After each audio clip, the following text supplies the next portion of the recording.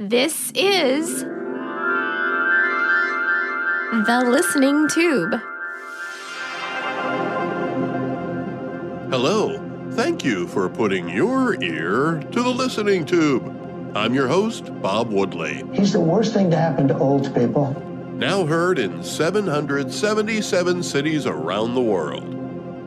On this episode, we'll hear about a Pontiac that drove from Detroit to Pittsburgh, the power of radio, and spies. But first, Not the headlines. you've probably heard of the Pew Research Center. They do a lot of surveys and studies to try to get a handle on how people feel about things in our everyday lives. Work, fun, money, social issues, and more are studied by asking a group of people who are supposed to represent the rest of us specific questions designed to paint a picture of how we feel. Most questions are multiple choice, with options like less than before, or more than before, or about the same. Other questions might ask you to rate your situation with descriptions like very, somewhat, or not at all. Then they take all the answers they got from the participants and try to come to some conclusions about what they mean, then extrapolate that onto the whole population. The research sheds light on how we feel about a whole host of subjects, and the Pew Research Center puts in a lot of work to get that data. The great thing about data is that you can put faith in it, assuming it's not manipulated and was compiled in a way that was meant to be objective. So when the Pew Research Center tells us that 43% of Americans feel a certain way about a certain subject, you should be able to believe it. After all, math doesn't lie, and if that's what the people are telling the data collectors, then it's probably a pretty accurate snapshot of the current sentiment. But not everybody is good at reading charts and analyzing numbers. Luckily, the Pew Research Center has people who will interpret the data for us. And they even write stories about the data to help us understand it more clearly.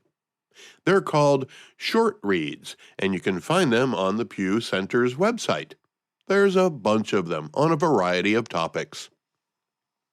Because Pew Research is described as a nonpartisan organization, you might assume that the stories they write are as literal as the math used to compile the results. At least you would hope they are. But just as data can be dry and lack any emotion, the subjects Pew Research selects to pursue isn't as analytical as the data they provide. For example, a short read, published May 7th, has the results of a survey asking people about how they see their finances a year from now. Even though the survey was taken a month earlier than the publication of the story, which means the survey began less than a week after the Trump tariff plan was announced. When people were uncertain about the plan and the stock market was jumping all around and countries around the world were trying to figure out what to do next. That seems like the perfect time to take such a survey if you want the results to be negative. So, were the results negative? You would think so if you only read the headlines of the story, which proclaim, "Growing share of U.S. adults say their personal finances will be worse a year from now." The story begins by pointing out that most people are about where they were last year, and those numbers have been stable. Then it goes on to say that what's different now is that 28% of people expect their financial situation to be worse a year from now, compared to only 16% of the respondents a year ago, in May. In case you didn't catch that, they're comparing what people said last May to what they said this April, not May.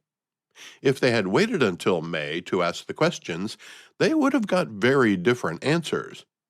Maybe they anticipated that, so they took the survey just as the president unveiled his plan to reshape the world's economy in favor of the United States, knowing that the upheaval would be unsettling to many people at the outset without giving the strategy a chance to work.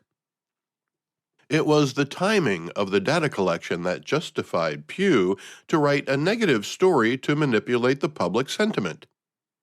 They didn't release the story until May because they were comparing the results to last May, even though this year's data was collected in April.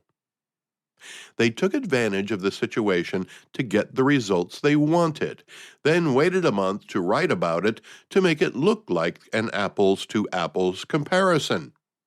They knew damn well it wasn't. As an aside, the Trump tariff plan was just put on hold by activist judges who are more concerned with doing anything they can to hurt our country than doing what they should do to help it. The same types of judges who are handcuffing the president in his efforts to eliminate anti-Semitism at Harvard by taking away government investments at the institution. Millions and millions of taxpayer dollars, some of which are now earmarked for trade schools. The ban on the tariffs was immediately lifted by another court. Coincidentally, a Pew Research Center survey conducted in early October of last year and appearing in a short read in March of this year warns blue-collar workers that they aren't as happy and are less attached to their jobs as other workers in the United States. Pew states that according to them, about 27% of us are blue-collar workers. It claims their survey shows that blue-collar workers feel less respected and see their job as just a way to get by. The survey polled over 5,000 people, of which about 1,000 were classified as blue-collar. So, if only 19% of those surveyed were classified as blue-collar, why does Pew think the number of blue-collar workers is 27%? I digress. But the classification Pew uses to determine who is a blue-collar worker is at least a bit incomplete. They classify 5 types of workers as blue-collar: hospitality or service, so the hotel concierge is a blue-collar worker. He or she might disagree with that label, as will the hotel manager, I'm sure. Manufacturing, mining, or construction. That sounds about right. Retail and trade. Most trades are considered blue-collar jobs. As for retail, it would depend on where you are in the corporate ladder. Transportation. I don't think an airline pilot considers himself a blue-collar worker. And the last category of blue-collar workers is agriculture, forestry, and hunting and fishing. Is there such a thing as a green-collar worker? Because that's what they should be wearing. Or, well, maybe fluorescent orange. All these people are said to be less satisfied with their jobs than the people in the other categories, which are healthcare and social assistance. Well, the janitor at the hospital doesn't fall into any of the blue-collar categories, so I guess their opinions don't count. Education. Schools have janitors too. Banking, finance, accounting, real estate, or insurance. Government, public administration, or military. I don't know how military is included in any of these categories, as the military has every profession in its ranks, from pencil-pushing generals to ditch-digging privates. Information and technology, professional, scientific, and technical services. Don't be fooled. A lot of those guys are blue-collar workers too. And finally, arts, entertainment, and recreation. Also a category full of blue-collar workers, like the guy who rents out kayaks at the state park to the set builders on a motion picture stage. Clearly, Pew's definition of blue-collar worker leaves a lot to be desired. But that didn't stop them from using the data to denigrate blue-collar workers, or at least their definition of them, to make a point. You can't lump people who have a valuable skill in a trade with hotel maids and expect to get accurate results. The airline mechanic and the airline pilot are as similar as the flight attendant and the person at the ticket counter. They're all in transportation, but some are in hospitality or service, while others have positions that require more skill. But that's okay if you just want to write a story about how blue-collar workers are less happy than everybody else. The survey itself wasn't done with nefarious purposes. The questions were common enough that they look like they're just seeking information about what people do for a living and how they feel about their pay and opportunities for advancement and what it would take for them to move up the ladder. But none of the questions actually asked anyone if they consider themselves a blue-collar worker. Pew Research took it upon themselves to try to determine which of the respondents were blue-collar by which of the aforementioned categories they checked. The survey itself might not be flawed, but the analysis certainly must be. I'm not saying that the conclusions aren't true. I don't have enough data to say that. But Pew Research doesn't have enough data to say that it is true that blue-collar workers aren't as happy as everybody else. But if you only read the headline, "Blue-collar workers are less satisfied at work, less attached to their jobs than other U.S. workers," and you look at all the fancy graphs in the story, you might believe it's true. And that's what they want you to believe. Why? Because everyone at Pew Research is a college-educated researcher, except maybe for the janitor.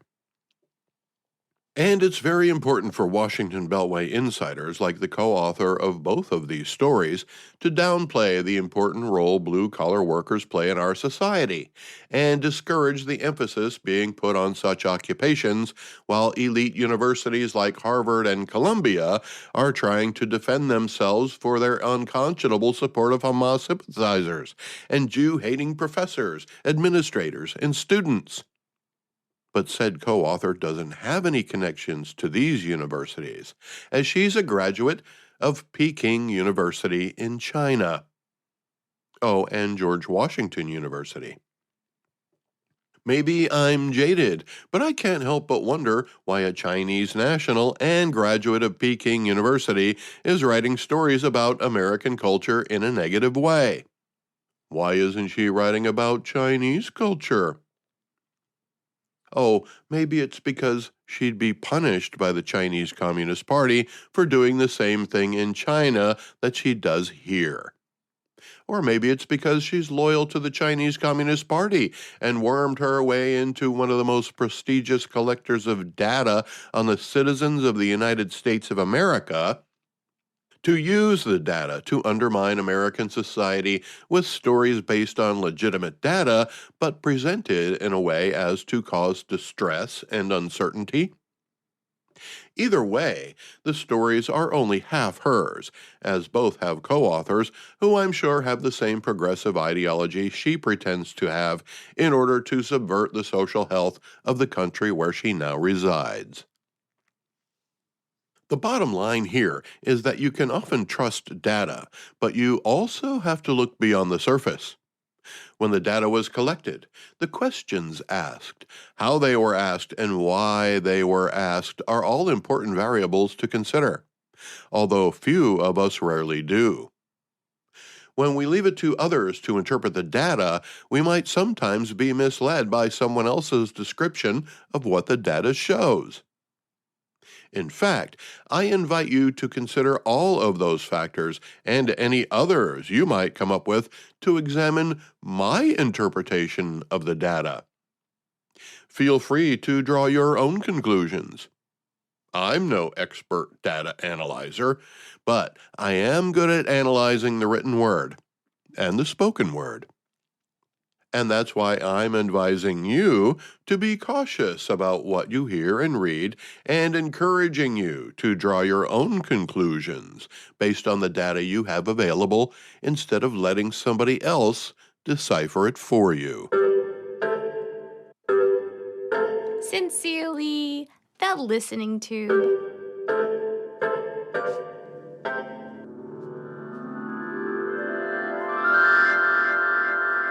Let's go back through the Listening Tube for this week in history.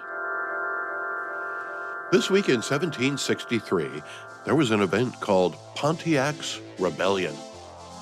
Pontiac was a Native American chief. Prior to America declaring itself a nation, there were battles for territory between the British, the French, and the Native Americans. At what is now Mackinac City, Michigan, Chippewas, under the leadership of Chief Pontiac, captured Fort Michilimackinac. There was once a car company named after the great Indian chief. A division of General Motors, Pontiac made some pretty cool cars over the years, like the Tempest and the Solstice, as well as other classics. I remember first reading about Chief Pontiac when I was a kid, leafing through an encyclopedia. There's a story that claims Pontiac's troops took the fort by diverting the garrison's attention with a game of lacrosse, then chasing a ball into the fort. How embarrassing for the men defending the fort at the time.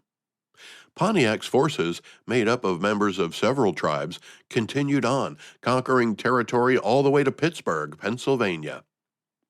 That's where the British got even for the embarrassment of Michigan. In what was probably the first case of biological warfare in North America, the British passed along blankets infected with smallpox to the tribes, who had no immunity to the disease. The level of devastation to the indigenous people is debated, but it's believed to have been a decisive blow to Pontiac's resistance. The 1800s. This week in 1896, Guglielmo Marconi applies for a patent for his newest invention, the radio. There are other well and lesser-known names of people who pioneered the parts needed to develop what we know as radio today, specifically AM and FM radio. It was a new mass-reach medium where only print had the ability to reach multitudes of people prior to radio. Then came television and the internet and satellite and streaming and own music like records and tapes and CDs. And somehow, through it all, radio is America's #1 mass-reach medium. More people listen to the radio than use a cell phone. And many of those who listen to stuff on their phone are using it to listen to their favorite local radio station. The 1900s. This week in 1986, Jonathan Pollard pleads guilty to espionage for selling top-secret United States military intelligence to Israel. He was sentenced to life in prison, but was released early. Once all of his judicial prohibitions were satisfied, he moved to Israel.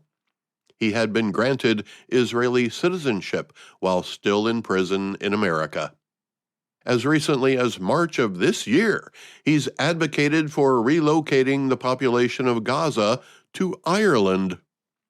And yet another spy has been charged for attempting to sell secrets to a friendly nation.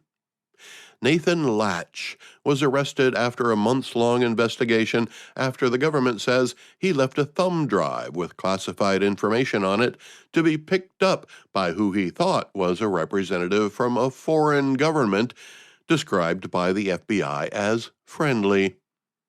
The guy is an IT staffer for the Defense Intelligence Agency who allegedly shopped his services around to several foreign governments because he didn't agree with the values of the Trump administration. What a sick, sick person. To become a traitor to your country because of a personal spat with a new administration is despicable. Just quit your job if you don't want to support the mission. Well, too late now. You'll pay the price if found guilty, and it's not looking good for you. This week in 1989, the government of China sends troops to force protesters out of Tiananmen Square after 7 weeks of occupation. A lot of us remember the event itself, but personally, I'm a little fuzzy on why the protest began in the first place. I'm going to look that up. He's gonna look it up. He's really gonna do it. I want the truth! You can't handle the truth! Encyclopedia Britannica has a very good summary of how it all went down. The bulk of the protesters were university students. They had been exposed to Western values and standards of living and felt they were being held back. When a former general secretary of the Chinese Communist Party, Hu Yaobang, passed away, the students were inspired to protest. The former leader was a reformist who was forced to resign 2 years earlier. Tens of thousands of students converged on Tiananmen Square on the day of his funeral and stayed there. Nothing happened at first, but then demonstrations started popping up in other Chinese cities as well. But Tiananmen Square was already filled with journalists from around the world because of a visit to China by the leader of the Soviet Union, Mikhail Gorbachev. Very poor timing for the Chinese Communist Party. Eventually, in early June, the rebellion was squashed. The people at first surrounded the protesters to keep the army at bay, but not for long. Tanks would roll into the square, and the crowd of students would be dispersed. Many were arrested, some were executed. Government officials at several levels were dismissed or jailed. As you may have heard, the Secretary of State, Marco Rubio, stated that there will be an active revocation of visas for students from China. And rightly so. Why should the United States welcome and educate someone who may be a spy for the Chinese Communist Party? China is our top adversary and is known to spy, steal data and intelligence and intellectual property. Harvard has a high number of Chinese students per capita and make a lot of money from those tuitions. It's not unlikely that every one of them has a personal connection to the Chinese Communist Party. Yet I heard a quote from one Chinese student who said, "It's like the United States is becoming the country we left." My advice for that student would be, you might not want to repeat that, as you may be headed from Harvard to Peking University. Luckily, you'll be close enough to Tiananmen Square to start a protest. Go ahead. The listening tube will return at the speed of sound. Send email to thelisteningtube@outlook.com. Is it just me, or is everything President Trump does against the Constitution of the United States of America? Every time this guy opens his mouth, he's met with a lawsuit. As both president and as a private citizen, Donald Trump has had to defend every move he's made in the last 10 years in a court of law. I have never seen nor heard of anyone since the Magna Carta who's had to defend his every action as if he is guilty until proven innocent. While President Trump barrels his way through the agenda for which he was elected, every action is met with an opposite, but not quite equal, reaction. The only tool his opponents have is court-induced delays.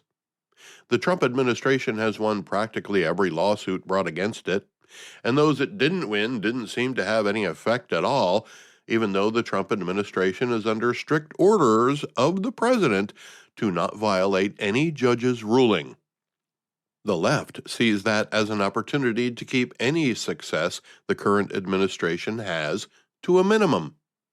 What a great way to prove you're a champion of the people. But delaying any success by the administration is a small victory for the opposition, even if their temporary win is detrimental to the good of the people. The stars of the progressive left right now are the lawyers who scour the books to find ways to obstruct the president from advancing the policies the people want. Bruce Springsteen couldn't do what they're doing.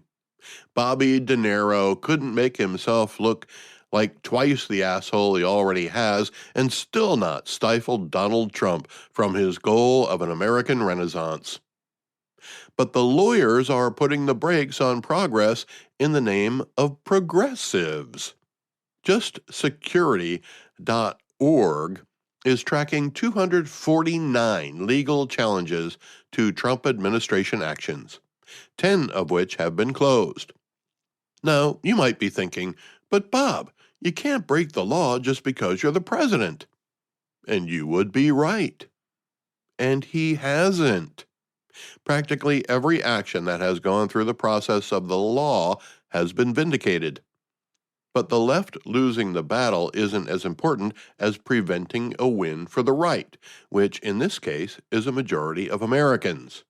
During a recent press conference, Press Secretary Caroline Leavitt read a laundry list of just some of the lawsuits being used to slow the progress of American society. You mentioned that the Supreme Court could and should do something to rein in these lower court judges. Also, Congress could do something about it, but they don't seem terribly interested in it. It also seems there's not much of an actual coordinated effort from this White House to take and tackle this effort from judges, Democrats and other people using these judges to stymie the agenda. Is there an actual effort by this White House to tackle this issue in a comprehensive way? And if so, what is it?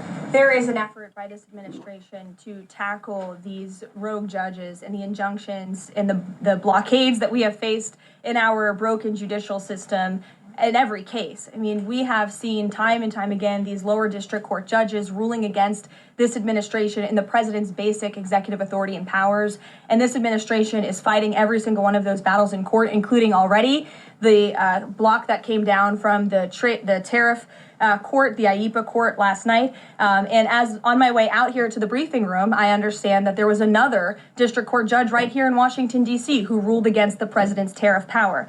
And I will get to the heart of your question, and I'm glad that we are addressing this in the room today, because nationwide injunctions ordered against the first Trump administration, Trump 1.0, account for more than half of the injunctions issued in this country since 1963. And President Trump had more injunctions in one full month of office in February than Joe Biden had in 3 years. And let me roll through some of these radical injunctions to paint the picture for the American people at home. These are not just talking points. These are real judges in the court of law who are trying to block the president's power and the policies that he was elected to enact. For example, a court ordered the Trump administration to return already deported terrorist aliens back to the United States. A court has ruled the Trump administration can't even temporarily pause our refugee programs. Courts prohibited the Trump administration from eliminating federal funding for child transgender surgery and mutilation, a practice that the American people overwhelmingly reject. A court also held that the Trump administration could not ban people experiencing gender dysphoria or mental health issues from serving in the military. Ridiculous. Courts prohibited the removal of transgender women from women's prisons, despite potential physical harm to real women in those prisons, biological women. A Northern District of California judge issued an absurd ruling that the president cannot fire people within the executive branch without Congress passing a bill, even though Congress has expressly authorized the president through the Office of Personnel Management to authorize reductions in force across agencies. A court also ordered the Trump administration to rehire thousands of already fired employees in several cases. A federal judge blocked the Trump administration from defunding the Department of Education, another signature campaign promise that this president has the power to implement. Courts ordered the Trump administration could not eliminate funding for illegal DEI programs, hence the word illegal. These are illegal programs to begin with, and now the courts are trying to say this president can't roll them back. And a district court judge prohibited the president from issuing any categorical funding freezes. And then another court ordered on top of that the administration makes $2 billion of payments in 36 hours. These are just a few of the ridiculous orders that we have seen from lower district court judges every day, and we hope that the Supreme Court will weigh in and rein them in. But White House advisor Stephen Miller says it's judicial tyranny. Some people are calling it a judicial coup. You're saying you're responding to each and every one of these actions, efforts by these judges to delay or thwart the implementation of the agenda. But is there going to be anything more than that, or is it just going to let this operation continue, even though it could delay everything for years until the presidency is over? The administration is operating under the directive given to from the president that we need to comply with the court's orders. He's made that very clear, but we're going to fight them in court, and we're going to win on the merits of these cases because we know we are acting within the president's legal and executive authorities. Clearly, the only arrow left in the progressive quiver is frivolous lawsuits that waste even more taxpayer money. They can't get a majority from the democracy they pretend to protect, so they use biased judges to delay anything they can by bankrolling organizations and individuals who may or may not be affected by said proclamation to sue the government. The legal hook is that sympathetic judges only have to feel like there may be some type of harm somewhere down the road for those seeking to block the action. And they feel like that's enough to impose a nationwide injunction that has repercussions throughout national security and sovereignty and diplomatic policy. Look, I'm a firm believer in the system of checks and balances. The formation of the American system of governance has worked well for more than 200 years so far, and the three branches of government have always respected each other. So how are U.S. district judges now dictating policy for the executive branch? Article 3 of the Constitution establishes the Supreme Court and leaves room for inferior courts as seen fit and created by Congress. Nowhere in the Constitution does it give a judge in Boston the power to dictate the policy of the entire nation. But that's what they're doing. There are many inferior courts in the country, from the local magistrate to the county judge and the state-level judges, to handle all kinds of issues. And while judges have a lot of latitude about how to rule an issue before them, those decisions are always applied only to that particular case, and has no effect on any other case anywhere. But federal district court judges seem to have assumed the power to impose their rulings on similar cases all over the country, or more accurately, obstruct and delay. There are two ways to fix this problem. The Supreme Court can establish jurisdictional boundaries about how federal judge rulings apply elsewhere, or Congress can create a law that does so. And that's 2 out of 3 branches of the government that have the ability to correct a problem in the judicial system, the executive branch not having any authority to effect change. The way the Constitution was written suggests that if 2 branches can change something that needs changed, and the 3rd branch is complaining about it, then it should probably be changed. But getting back to some of the things the press secretary talked about, if the president can't control immigration, then you get what we had under the Biden administration. But a judge said we can't even temporarily pause a refugee program, despite the fact that millions of migrants are already straining the social system. Despite that, a judge said, nope, we gotta let more people in. It didn't matter that our cities are struggling to accommodate the millions of people let in by an administration that pretended to not have any control at all. Now that we have a president who cares, we discover judges who think the last 4 years was a good idea. You know what we didn't see during the Biden administration? A lawsuit to keep the border closed. Only Texas sued the federal government as far as I can recall.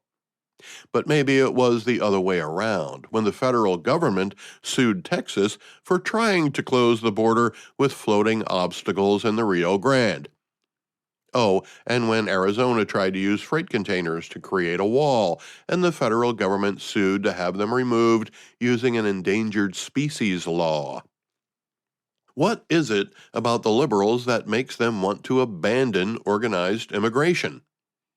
Immigration itself isn't a divisive issue. It's how the immigrants get here that divides us. There's a difference between immigrants who follow the rules and enter through an established point of entry and someone who wades across the river hoping to not be seen. The millions of immigrants under the Biden administration are the latter. Now that they're here, the new administration has to deal with it, and the proper course is to undo the damage to our society by removing those who don't respect our values and those who haven't earned the right to be here. Plus, those who have abused the privilege to be here. There are a lot of immigrants who, by no fault of their own, don't respect the rules of American society. They come here and mistake our trust of humankind as a weakness and try to take advantage of it. They were never a part of a neighborhood where people relied on each other and trusted each other with the key to the back door. Or they never had a door worth locking and are shocked at the bounty that is American life. It's hard to assimilate to America if you just drop in from somewhere else and all of your preconceptions are shattered.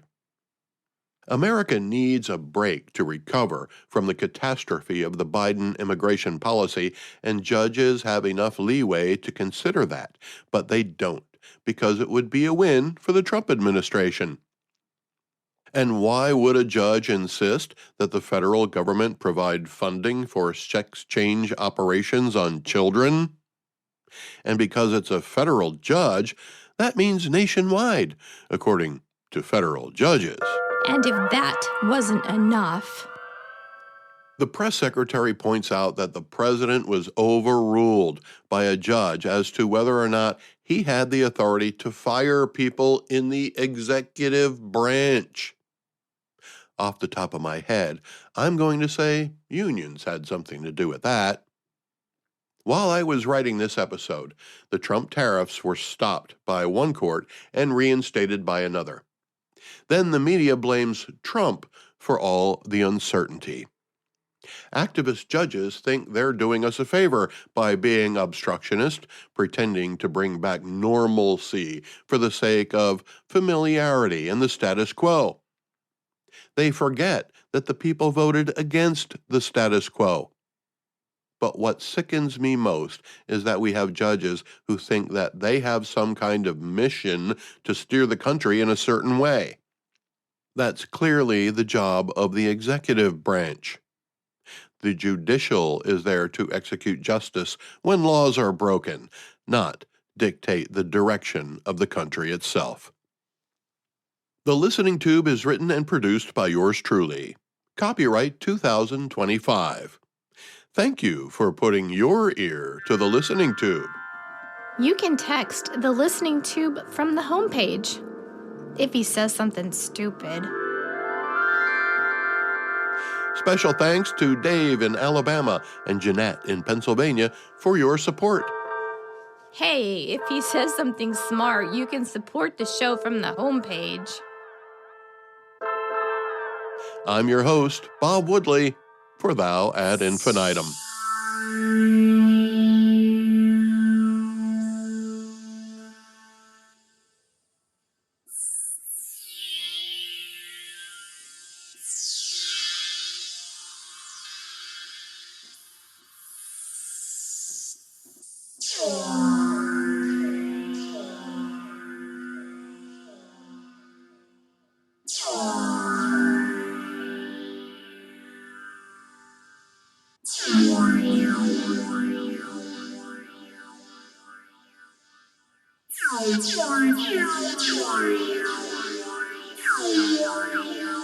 Thank you.